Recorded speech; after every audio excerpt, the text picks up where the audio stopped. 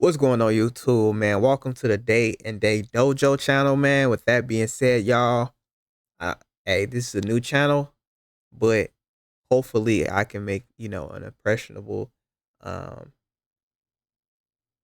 yeah, you get what I'm saying. But no, with that being said, hey, everyone that came from my main channel, That's Dalan, I was definitely appreciate all the love and support y'all been showing me, man. And with that being said, we're gonna get right into this sister story. Let's proceed. His Airbnb at a certain time to pregame with like all the rest of his friends. Right when we get there, off the bat, the vibes are off. There's like three other girls there. They're getting ready. I introduce myself. Like I walk up the stairs and I'm like, hi guys, like I'm Winnie, nice to meet you, because I'm not the bitch that's not about to say hi. When they said hi, it was just like very cold, very annoying. And the hinge match kept saying like, God, I'm so sorry. Like, I'm sorry that I had to bring you guys into this vibe. Let's go up to the roof and just like drink there. So we go up to the rooftop. He's chatting about how it's his birthday, how he had rented this Airbnb and how they were being absolutely terrible. Like they didn't care that it was his birthday. They didn't want to go to any of the places that he wanted to go. And I felt really bad. So me and my friend, we were like, look, just hang out with us. Like, we're going to go out, we're going to have a good time, and we're going to celebrate your birthday. I did start to notice, though, that he was starting to pay more attention to my friend, like ask her more questions and just be a little bit more intrigued in her life. It's not really important to the story, but I just wanted to give you guys, like, the vibes. So it's me, my friend, Hinge guy, his friend. He really wanted to go to this club called Havana, so it's his birthday. We're like, we're gonna do whatever you want to do. His friend calls the Uber, we go down from the roof and we leave and we get in the Uber. The moment we get out of the Uber, I realize that I didn't have my purse. So I'm looking around for my purse. I'm looking at them. I'm like, guys, I don't have my purse. The Uber is driven away. Can you try messaging the Uber? I'm talking to his friend at this point because his friend's the one that called the Uber. Like, can you try messaging him and asking him if the purse is in there? He's like, yeah, okay, I'll do it. But chances are your purse is probably in the house. You probably left it there, or you probably left it on the rooftop. I was like, you know what? At this point, I was a little bit tipsy.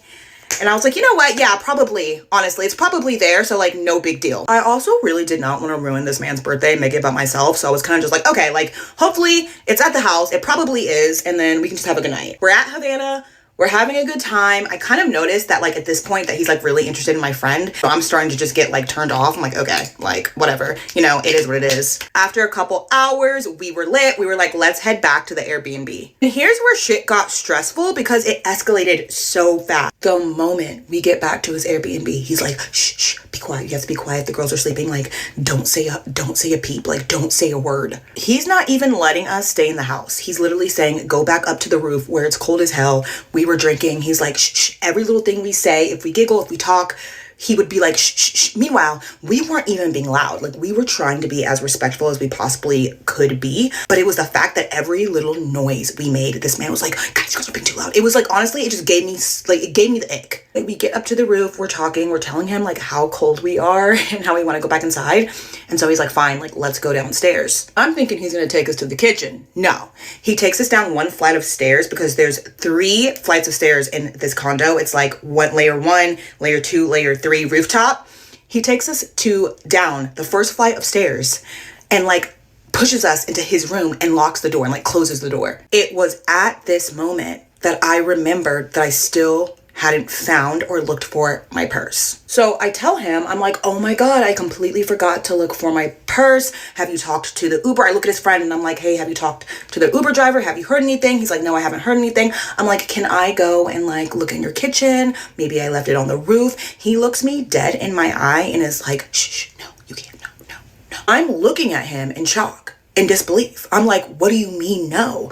I need to find my purse. My keys to my home are in there and the keys to my car are in there. If I don't find them, like, I'm literally stuck. He proceeds to tell me again, no, I'm sorry, but you can't go look. By this point, his friend had left the room and disappeared. It'd been like 20 or 30 minutes now. So I'm sitting here, I'm like, well, can we try to contact the Uber? Like, can we please do something? Because us just sitting here and you guys just staring at me is stressing me out. Like, I'm getting nervous. Like, I need to find my shit. At this point, I'm starting to cry. Him and my friend are sitting on the bed. I'm like scooched into a corner, like balled up, crying. Him and my friend are looking at me like I'm fucking insane. I am pleading with this man to please let me go check the roof. Let me go check the kitchen. Like, let me just leave this room. And he's still saying no. At this point, Well, sister, maybe he's trying to protect you from something, sister. Right? With you being with him, in a sense, he's responsible to a degree of what can happen to you. Now, of course, as we hear the story, you know, we can think about crazy baby moms. We can think about potential things that, can make the story a bit more, okay, dang, we could have seen that coming, but, we could have seen that potential danger coming. But honestly, as we hear this story build up, man, I mean, sister, I don't want nothing crazy. I don't know we really just we don't know what the sister about to say, man. But sister, maybe you should just stay a bit patient. If anything, if you say you do lose your purse, that's replaceable, sister. You intoxicated. You with a stranger. You with strangers. You know, um, locked in a room. It's not sounding pretty good, sister. It ain't sounding good. Let's proceed though. I don't feel like my friend is supporting me at all, and it's 2 against 1, and I'm feeling very, very ganged up on. So I'm like, okay, here's what I'm gonna do.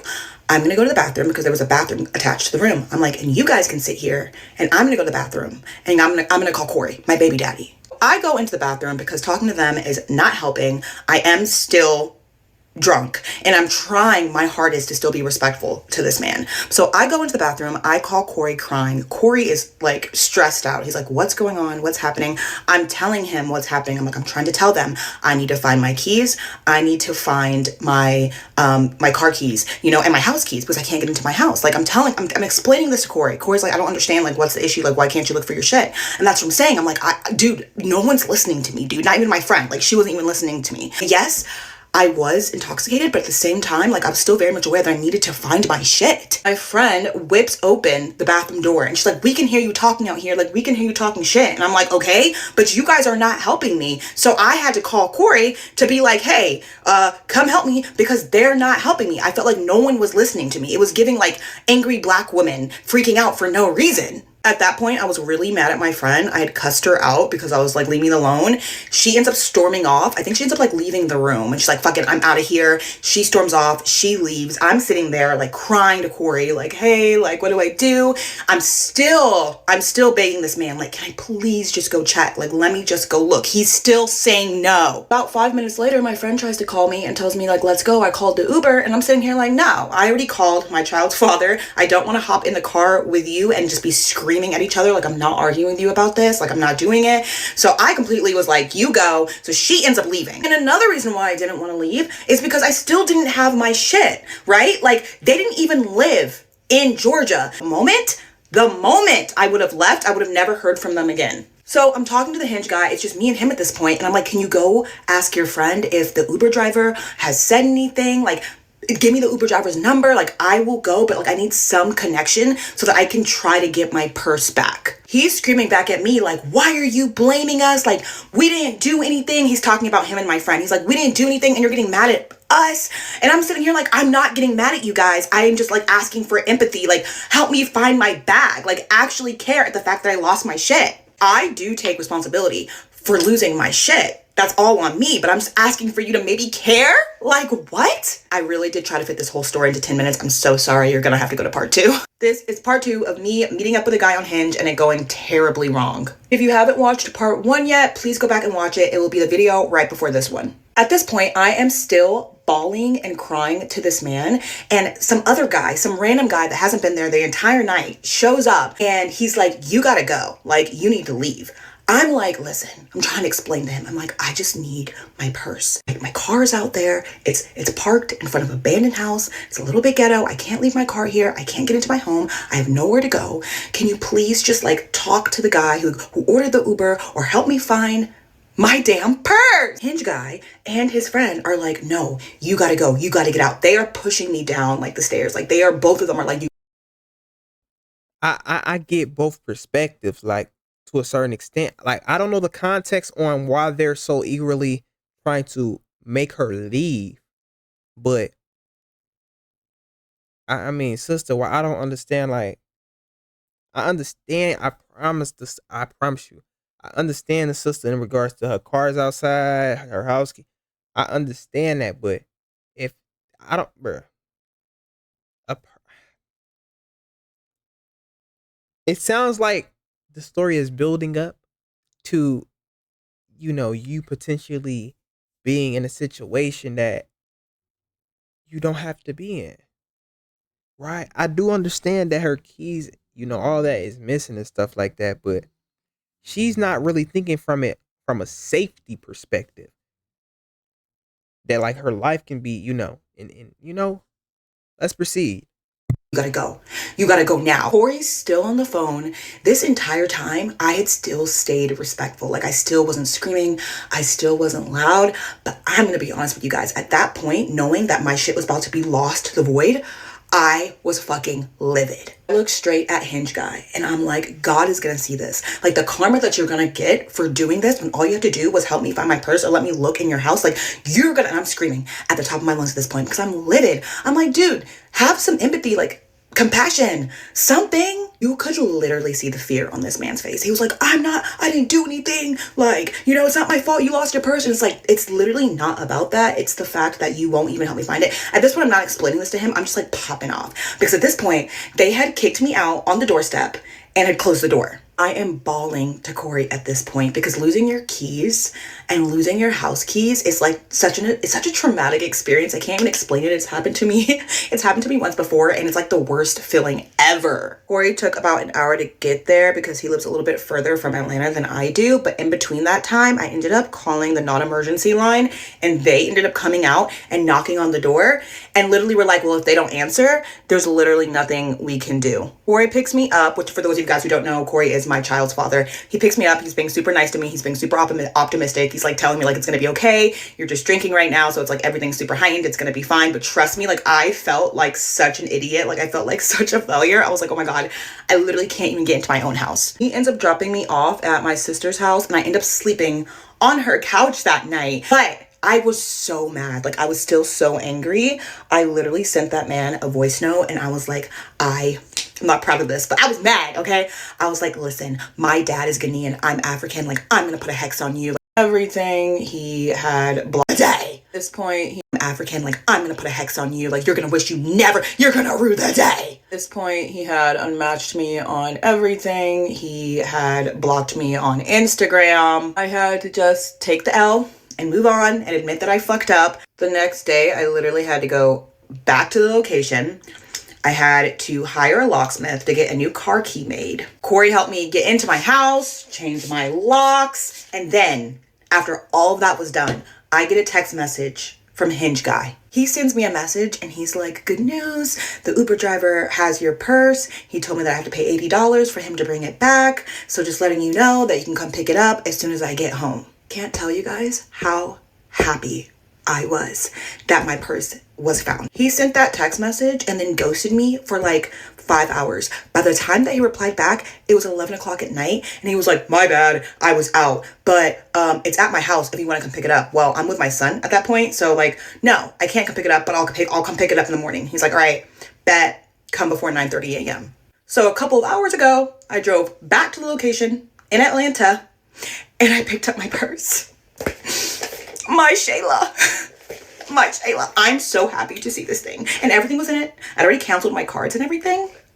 But I'm so happy. Now I have an extra key. Like, and when I got there to pick it up, he kept saying that he did his good deed. And that like, he's like, I don't know why you were blaming me, but like, just letting you know, like I had to pay $80 to get that back here. Like I've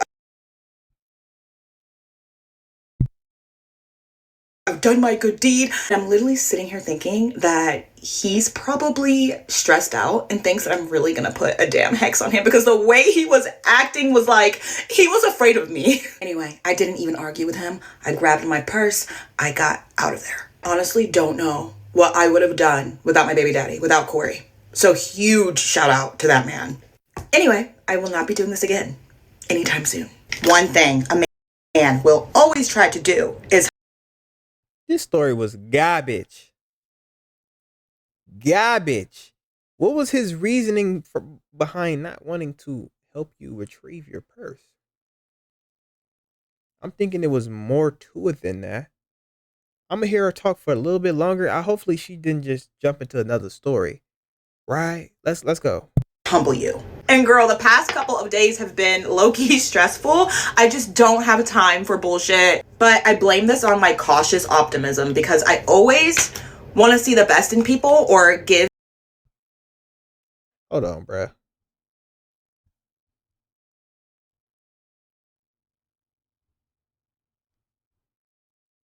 Well, the moment that this man got the green light, he was back to planning another trip to Atlanta. It looks like I gotta plan another trip to Atlanta. What week will work for you? And this is the part where he felt the need to humble me because right after I gave him a date, he ghosted me. He got me a little.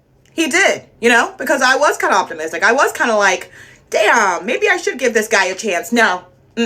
Nope.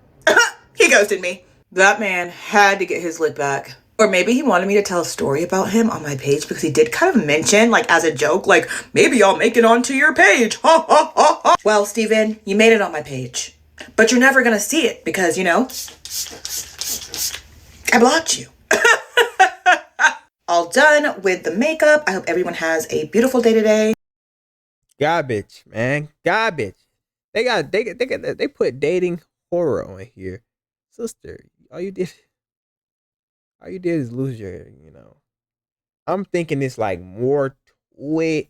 Like, I guess the dude was just, a-hole, I guess. Well, but here's the thing though. Can't even say that because we really don't know why he didn't want to help her. She could, we only know what she tell us, but there's certain holes, pertaining to the story. Like, okay, like I don't understand if okay, boom, you're my date, you lose your things, and I have no interest at all in helping you. Come on, some don't sound right, right? You know, maybe she, I mean, I don't know. Maybe she's leaving things out.